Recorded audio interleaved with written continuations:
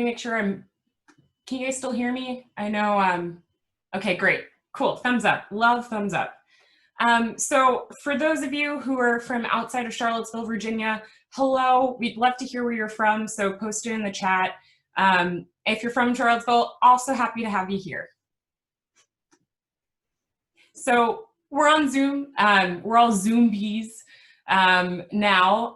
It could be that you're new to Zoom or you've been using Zoom so much that you've become a zombie Zombie. So we've been using reactions, there's like an applause feature, we've been using the chat a lot, all sorts of things. There's also a cool like visual applause where you can wave, which is all great ways to participate. So we like to start off with a group photo. So if you like to have your camera on, that's great. If not, also great, but we are gonna take a couple of photos. And if you've got pets or a plant or something that you would like to have in the photo with you, you're more than welcome to grab them. But we are going to take a couple. I'll count us off. Let me get my screenshot cursor ready. All right. So we'll cheese it in 3, 2, 1. And then we'll cheese it another time. I'm a photographer, so I always say one more time and I don't mean it until I've taken about 3 or 4. All right, get ready in 3, 2, 1. And one more for good measure. This time I'm telling the truth. Hopefully y'all are done taking silly pictures. Maybe I'll raise my coffee cup. All right, ready in 3, 2, 1. Cool. Thank you all for participating. All right, so this morning theme is stress. And now we'll talk about our global sponsors. So our first one is MailChimp. And MailChimp has this new sort of content out that is a virtual book festival. And it's called By the Books, and it features a collection of emerging voices. It's a call to stand by new ideas and be inspired by fresh viewpoints. And we'll chat the link to this and a couple of others so that you can check those out if you'd like.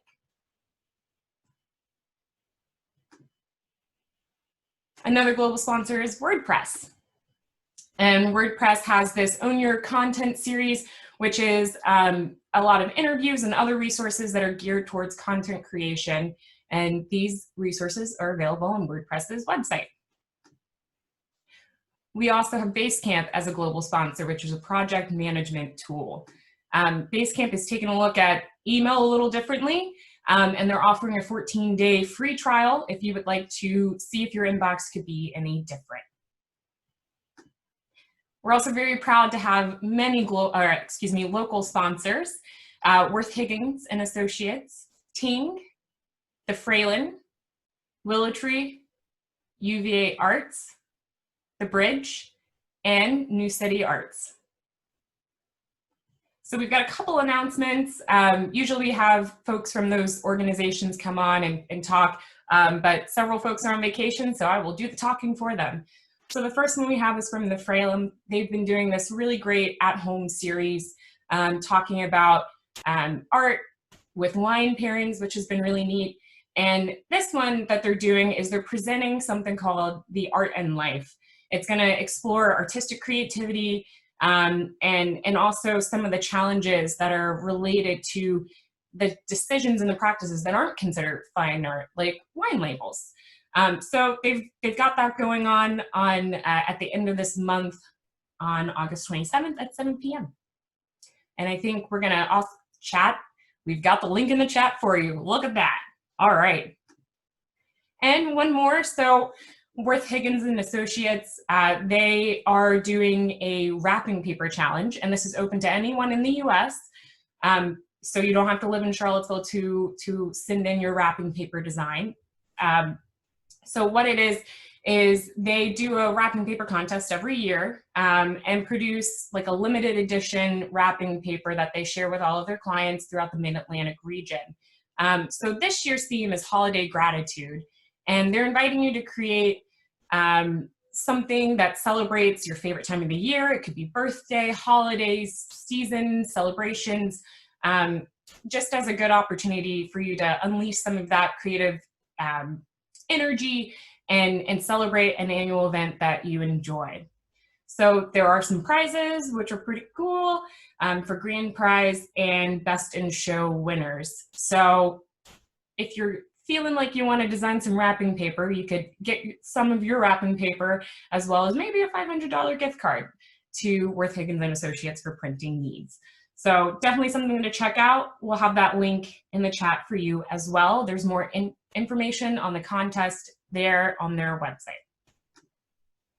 So with that, I always like to share some details about Creative Mornings for if there's anybody new, or sometimes we grow. So we are in 215 chapters and cities throughout the globe, in 67 countries, with 20,000 people attending every month, more than 8,000 talks online, and 9.1 million video views. So we're really happy that you're here with us, and it's always a great reminder to see that we are part of something bigger, and we are not just tiny little Charlottesville. Okay, so with that, we like to do our manifesto. We've got a virtual manifesto, and we love having someone who's in attendance read it. So if you are so inclined, we would love to have someone from the audience unmute themselves and read. So if there are any takers, I can see participants. You can raise your hand that way, or you can raise your hand if your video is on. I think I saw Christine. I'd be happy to, only because I'm learning it for the first time. Go for it. Everyone is creative. A creative life requires bravery and action, honesty and hard work. We are here to support you, celebrate with you, and encourage you to make the things you love. We believe in the power of community. We believe in giving a damn. We believe in face-to-face connections and learning from others, in jazz hands, virtual claps, and virtual snaps. We bring together people who are driven by passion and purpose, confident that they will inspire one another and inspire change in neighborhoods and cities around the world. Everyone is welcome, and thank you for welcoming me today. You're very welcome, Christine. We're so happy you're here, and thank you for reading our manifesto. All right. So today we have David Jew, and I will tell you a little bit more about him. So David is a paper maker and origami artist based in Charlottesville, Virginia. Since graduating from UVA with a degree in chemistry and music, he is focused on an artistic practice pursuing new expressions in folded paper. Most recently, he's interested in the expansive role that the material of paper plays in culture and has just completed the one-year incubator residency at the McGuffey Art Center. So, without further ado, let's welcome David.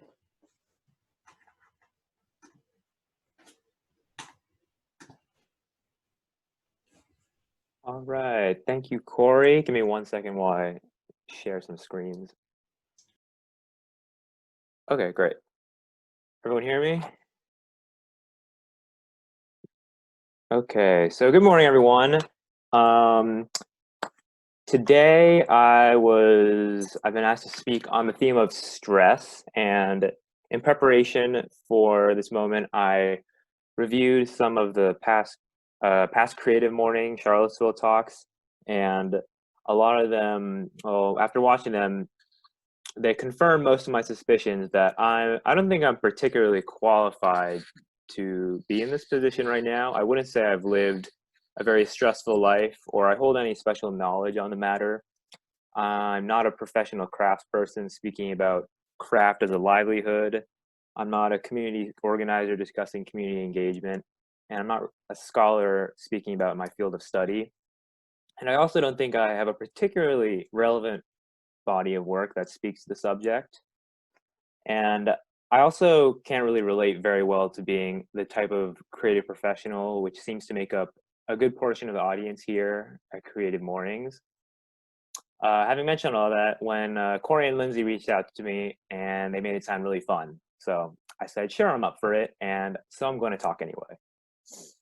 So, and besides that, once I started thinking about it, I realized there was kind of a lot to be said about the topic. So even if I say nothing that goes beyond the basic, then at the very least, I hope this can just be a moment of affirmation and productive reflection. So like Corey mentioned, I recently graduated studying chemistry and music.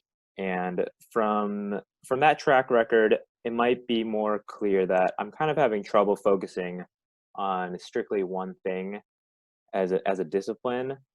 And I also personally find it very interesting how people come to place themselves in the world and come to be preoccupied with the things that they're preoccupied by.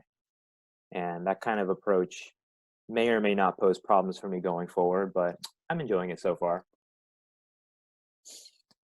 So I'm going to proceed and discuss what seems to me are three main ways that we go about talking about this thing that we call stress, which is one of those words that has a really wide range of uses that depending on the context. And interlaced with just the talking, there will be images of my recent work, which may or may not comment on what I'm saying at the moment. And I gave some thought to the format of this presentation, and I decided that I'm just going to more or less read off my own notes. This kind of speaking arrangement with no in-person audience is kind of new to me, and it turns out that the format just really affected how I went about preparing for this. So I apologize if it's too static and obvious, but I thought it would be better to just play it safe. So, okay, so the first way to think about stress is that it's just a basic fact about the world. And if you begin to think about when we invoke that word stress, it turns up in a lot of different kinds of discussions. So, for example, you could be talking about a sort of scientific context like biological stress. For example, in the late summer in Virginia, it routinely feels 100 plus degrees outside, and the homeostatic stress that puts on the body means most people, or at least I, don't really feel like going outside for more than 10 minutes at a time. And that whole process, going outside, feeling really hot, it's automatic, there's no conscious process, and it can also be something that can be rigorously studied and fairly counted upon. And so that kind of use of the word turns up a lot in the physical sciences. There are some areas of inquiry like mechanics and mechanical stress, which we can know a great deal about, and to some very interesting ends, like for constructing buildings and bridges, and also for a kind of forensic explanation for when some of those buildings and bridges might end up failing us. But the form of stress that we're probably more interested in is, as human beings, is the more experiential embodied kind, that is the sort of heightened mental and physical response to something that demands our attention. And so this more interesting use of the term is also the one that relates to more difficult questions about the world, that when we try to address them, we're met with more uncertainty and much less definite kinds of descriptions. It should also be noted that these kinds of categories are not fixed and well-defined. So for example, there's a lot of recent science that suggests that there's a strong interdependence between microbes in the gastrointestinal tract and individual psychology. And I don't bring that up to point out that there might be some kind of stress-relieving life hack, but only that this thing that we call stress can be described in lots of different contexts that don't fall into neatly separated and obvious categories. And you also don't have to be any kind of specialist to point out that what you're feeling is intricately related to what your individual circumstances are. More on that in a moment. And I should also note that going forward, I'm going to talk about stress as if it's something that's located in an individual person. That individual could be ourselves, it could be a friend or an adversary of some kind. But For every comment I make going forth, you're also welcome to think about stress relating to more than one person or a group of people. There's also another kind of stress apart from the physical and the psychological, and that's the sort of linguistic kind, when we want to emphasize something in our expression. For example, I can make it explicit and say something like, it cannot be stressed enough how atrociously some countries have responded to the current COVID-19 outbreak in comparison to other countries. So again, like kinds of scientific uses of that term, there's a lot of interesting things to be said about that, but that's not the kind of thing that we're really interested in at the moment. So either way, that's the first way of thinking about stress, those are ways of thinking about it, but I'm going to proceed in three ways we talk about kind of psychological or experienced moments. So, oops, one second. Okay, so the first way we might think about stress is that it's just a kind of, oh wait, no, I already said that, sorry. One second. Right, anyway, okay. So the first way of thinking about stress is that it describes some kind of basic experience or phenomenon in the world. And so the kind that we want to know more about is the one that manifests in certain kinds of human behavior. And so the second way to think about stress is to maybe turn our interest toward what it could be a response to. So if you are, say, on a phone call with someone and they admit to you that they're stressed out about work, there could be a huge variety of scenarios that can just run wild in your head before you inquire about any further details. So they could be being piled higher with certain kinds of unreasonable expectations or deadlines, or maybe there's a coworker that they're just struggling to communicate with. And more likely, it's several things at once, and they don't even really know where to begin. Whatever the case may be, something is the matter, and often enough, you won't have any clue what that thing is. For an example, recently, this was maybe like a few weeks before some of the COVID lockdown, I was going through some like really strange, acute like mental upheaval, and I was suffering from these really constant headaches, which was very unusual for me at the time. And in general, I was just in a really bad mood all the time. And it took me a week before I realized that it was worst on days when I was wearing contact lenses. And so it had just turned out that my lens prescription had become outdated and my eyes were just like crying out in pain the whole time. But before I realized that and just switched to glasses for the time being, it was really, really abnormal and distressing. And I was thinking about going to a specialist and worried about being diagnosed with something bad. But I was lucky that it just turned out to be one of the totally normal thing where time is passing and I'm also in front of some kind of screen all day. So that's just totally expected.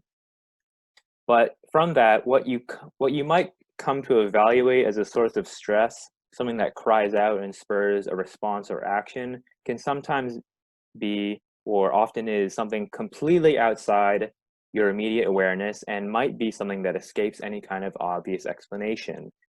And so I'm lucky in that case that the solution was straightforward and available to me, which was switch out the bad prescription for the better one.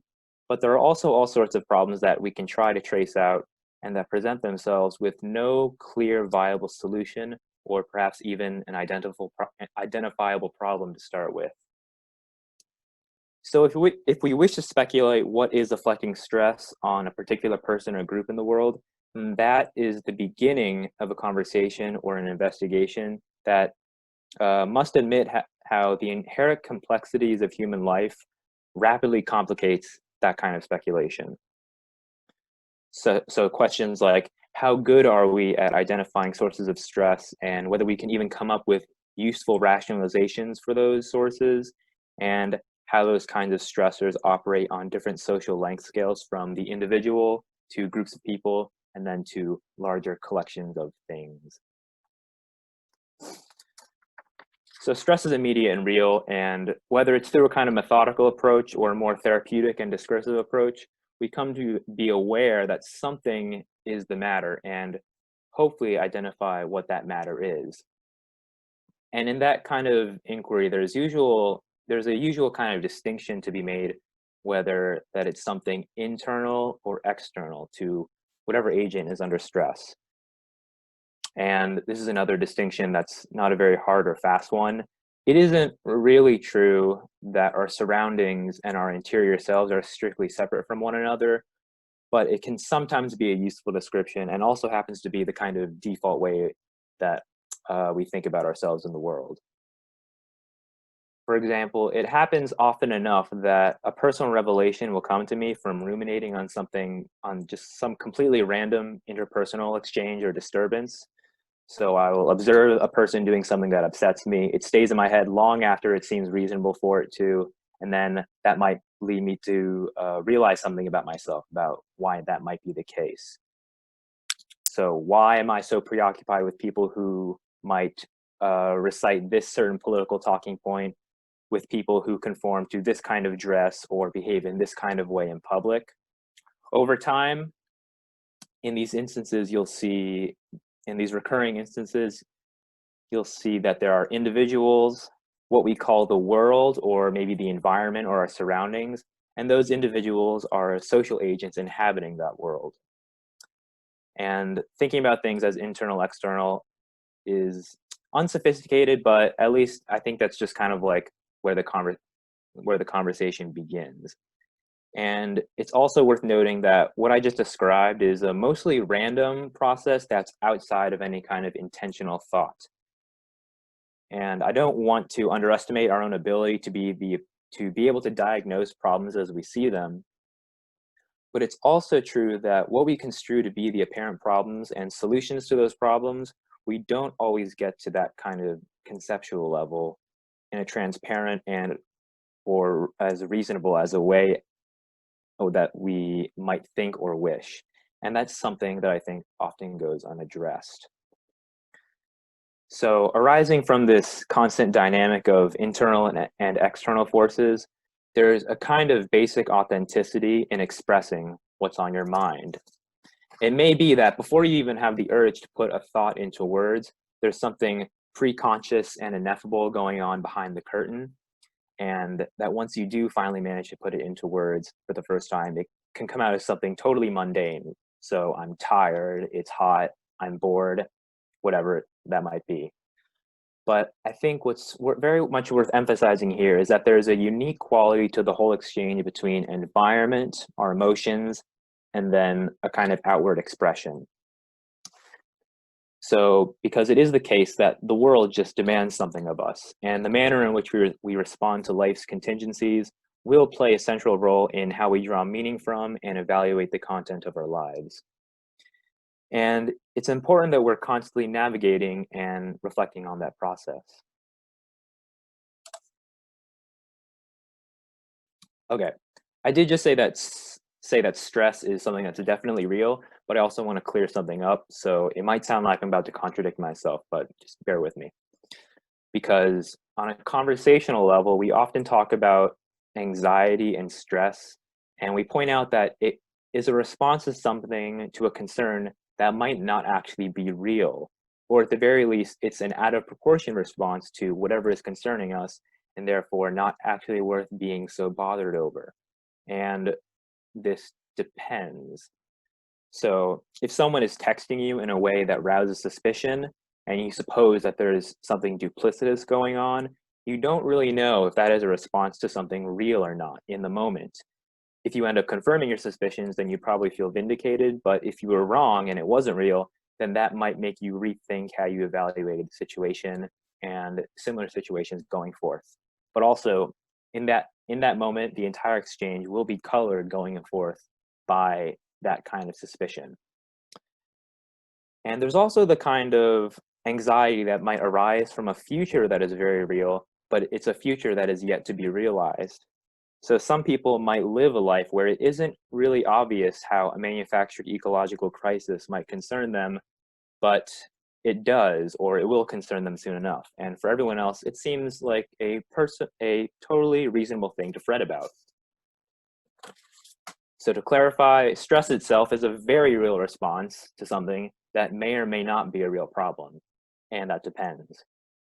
And unfortunately, that in itself isn't super helpful because it's very hard to know what is and isn't worth being concerned about.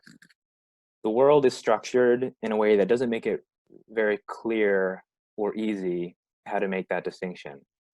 Because along with our physical surroundings, we inhabit these fundamentally complex institutions that all overlap each other to some extent, and it's all very complicated, especially when it comes to information.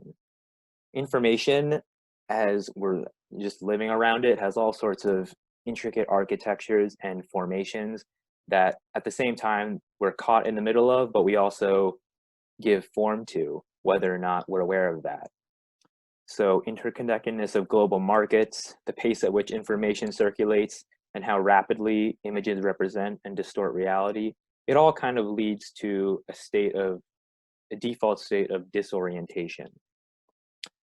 Which brings us to the third way to think about stress, which is getting rid of it. But, well, if you take it that stress is just part of the human experience, as mentioned before, then it's not so much about extinguishing it, than suitably addressing or managing it. And occasionally, I'll go through a phase of reading self-help books. And when I'm reading these books, I'll get this facile rush of feeling really assured when all I've really done is just kind of sit on the couch and have someone tell me how good I could be having it. But any halfway decent piece of writing about leading a stress-free life will usually be upfront that this is more aspirational than anything actually attainable. And if that isn't mentioned, then you should take everything being said with piles of salt. Now, one wrong idea you could get from a lot of self-help literature and other singular sources of guidance is an inflated sense of your own rational and individual powers.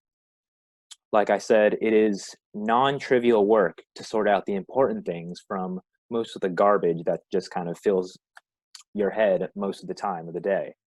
And in some cases, it's very infectious to have someone explain a problem to you that you might be having and then claim to solve it for you.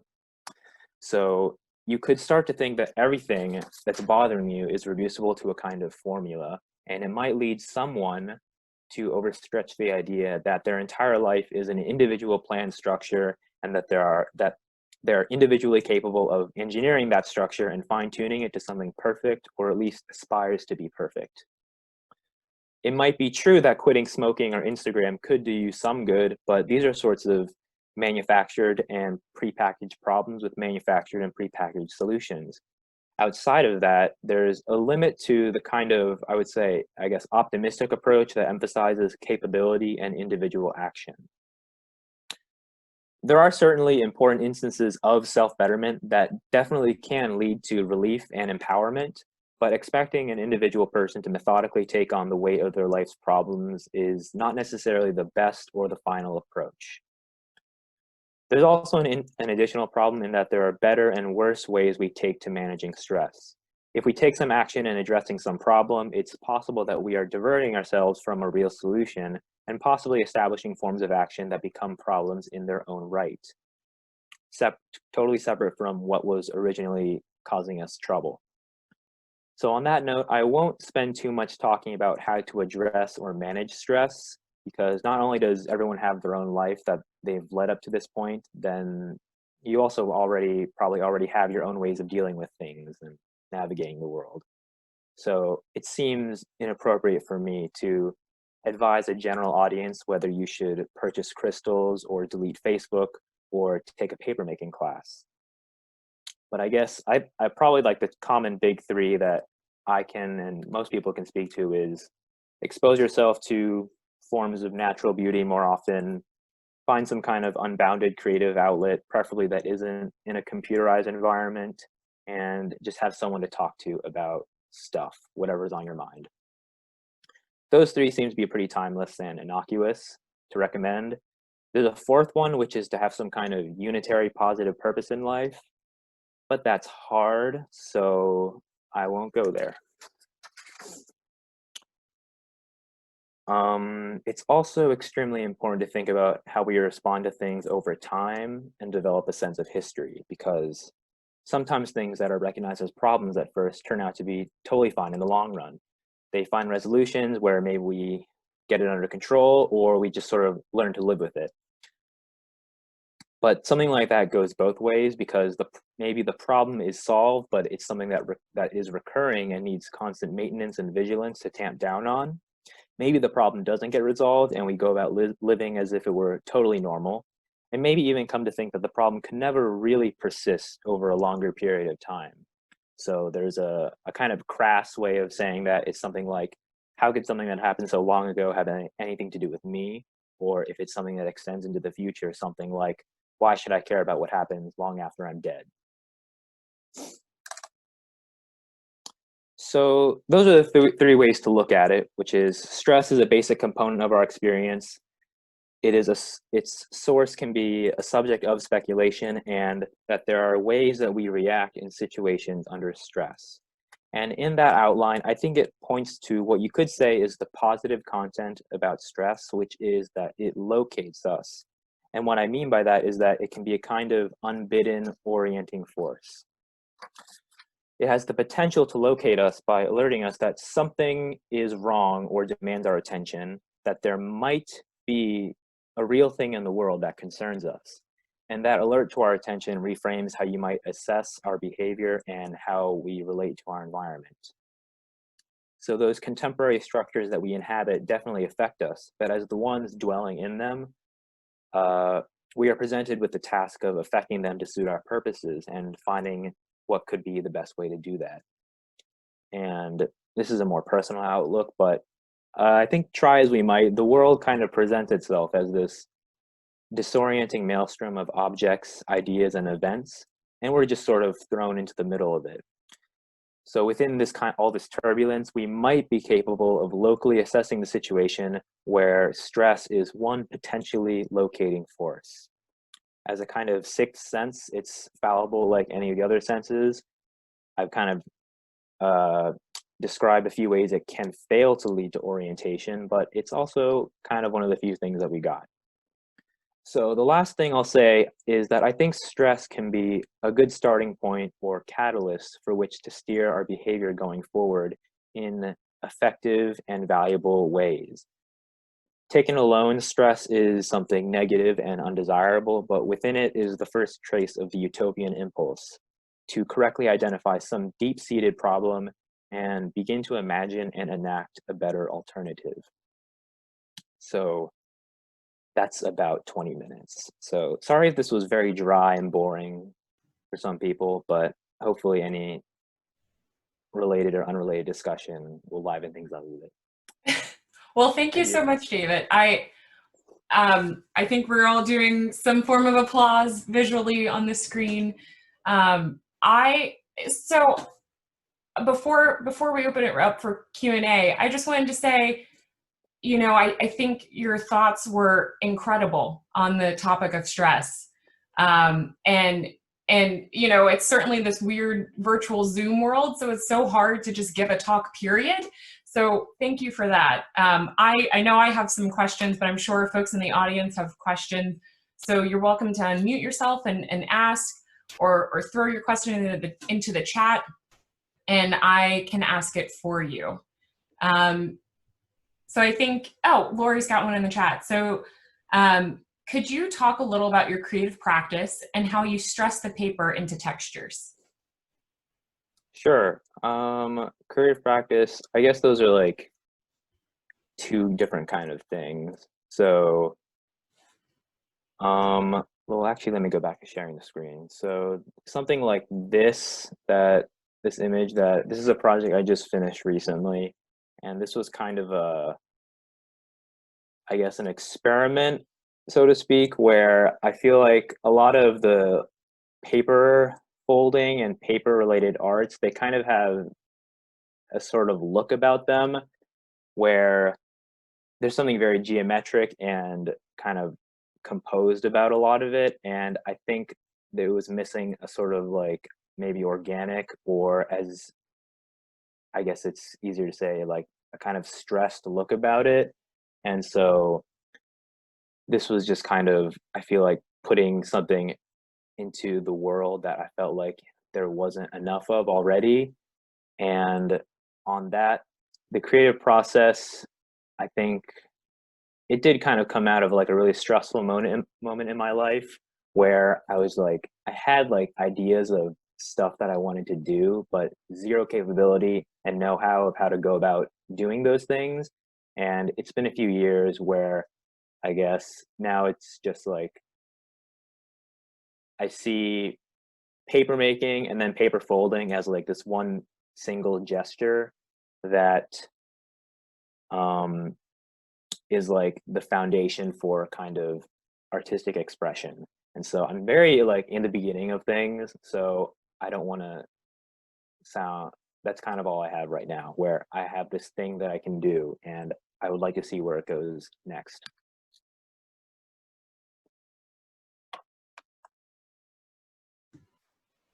Any other questions from the group? Oops.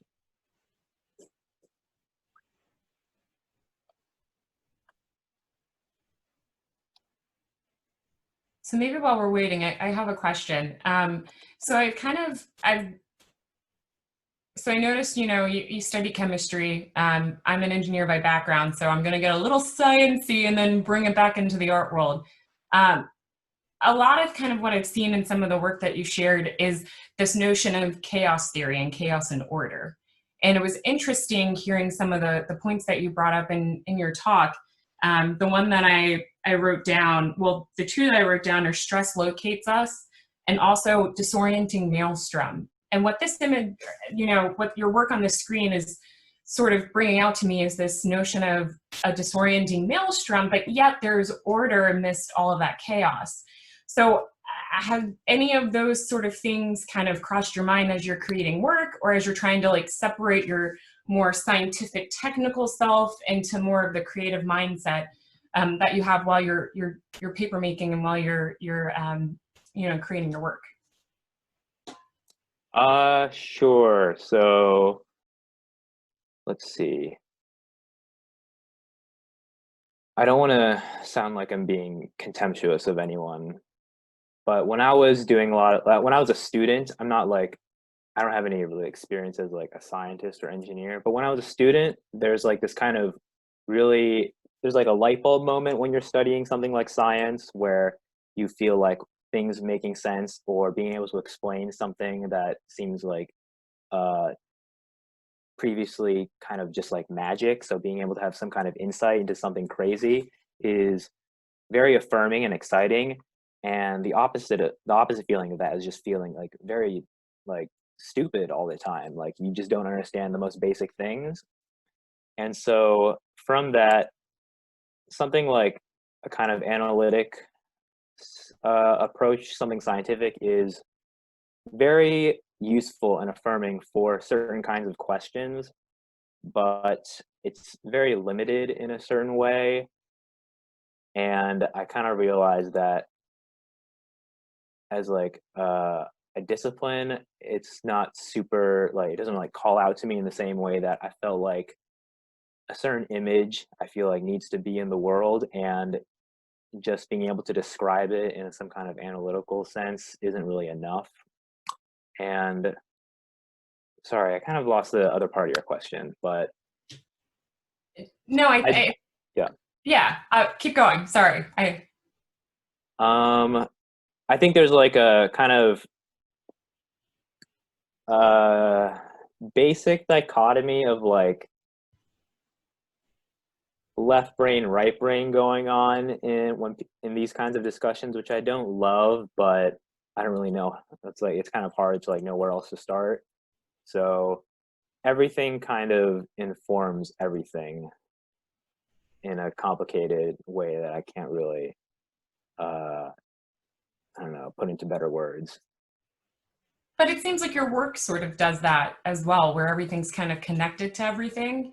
So I think in a way, as we're not able to technically explain what we're thinking or stress and how it affects us, we can get that out through creativity and through art. So I think that's sort of a beautiful parallel that you've kind of demonstrated here with talking through what stress is about, and then also being able to share your work with us and showing that I may not be able to really vocalize these in these really traditional ways, but my work can, and I can put that out there, and there's something missing in the world, and this is where I can fill in that gap. So I think that's just, I don't know if you intended to do that, but I certainly drew that parallel this morning. So I think Lisa Ryan has a question. Do you ever experience stress in your creative process?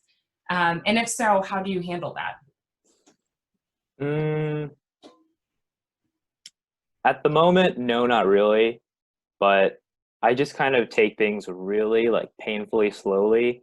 And probably there's more stress in like feeling that I'm not doing enough to like, I guess, you have like an image of yourself in the future and a model for yourself, and one part of me wants to do more, but since there's only 24 hours in the day and you know the future is uncertain, then I've gotten pretty good. This could just be me being really lazy, but I've gotten pretty good at like feeling I could be doing more, but I'm not doing that right now, and that's pretty cool because um, as long as you put the work in every single day, that's like the bare minimum that you should ask of yourself, I guess. And if I do feel under stress, then it's usually like the good kind that's like spurring you into action, where instead of not doing the thing, you think to yourself, not only am I going to do the thing, but like I want to do it and it's something I should be doing. So there's a kind of appropriateness in what you're thinking and what you're doing. All right, we've got time for maybe one or two more questions. Oh, Lori just posted one. Would you consider doing a CM field trip on origami? So Creative Mornings field trip is something where it's separate from the monthly events that happen across the globe. They're kind of like, you take a skill that you have and you kind of teach it to folks, or you share about it with folks. So that's what a field trip is. And, they're asking if that would be something you're open to. And I think that would be a really cool thing to attend as well. Yeah, I've never been to one of the, or first time I've heard about it, but that would definitely be something I think worth looking into, because I think like the baseline little network in Creative Mornings is something really useful to tap into. I would prefer it probably be something in person, which is problematic at the moment because I just feel very like, I don't know, constantly inept in these kind of Zoom call situations. But maybe that's something I'll have to get used to because it doesn't look like things are changing anytime soon.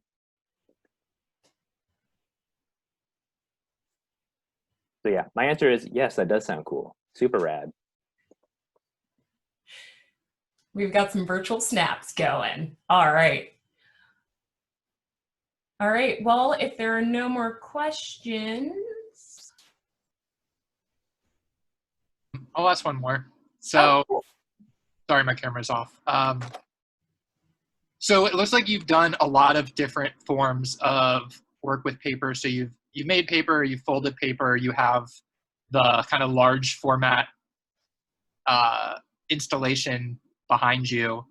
Is there anything you kind of haven't tried yet with the medium that you kind of want to maybe at some point in the indefinite future? Yeah, so I went to visit a friend in Philadelphia this weekend, and I stopped by my parents' house at Nova. And a while ago, I had planted some of these mulberry trees that I thought they were all like kind of doomed, but it turns out they're really hardy and they just kind of work themselves out. So there's definitely like a million different things I could say that I want to do, but probably the number one thing is just keep making like cool looking stuff that I feel like I don't see in the world. So things like shapes and forms, but also have more control or at least more access to the whole process. So for example, I'd buy like mulberry bark that comes in a box from Brooklyn, and the next step for me would I want to like actually see the plants come up from the ground and kind of have access to that whole process of harvesting the bark, cooking it myself, and just have a more holistic grasp on everything. Very cool. Alrighty. Well, thank you so much, David. Thank you to everyone who's joined. I know my mornings are always better with a little creative mornings in it, so appreciative of you all, appreciative of you, David, for taking the time to think about what to share on stress and then also sharing on stress.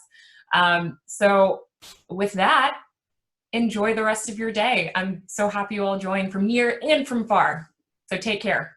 Yes, thank you, everyone. Thank you, Corey, for having me on.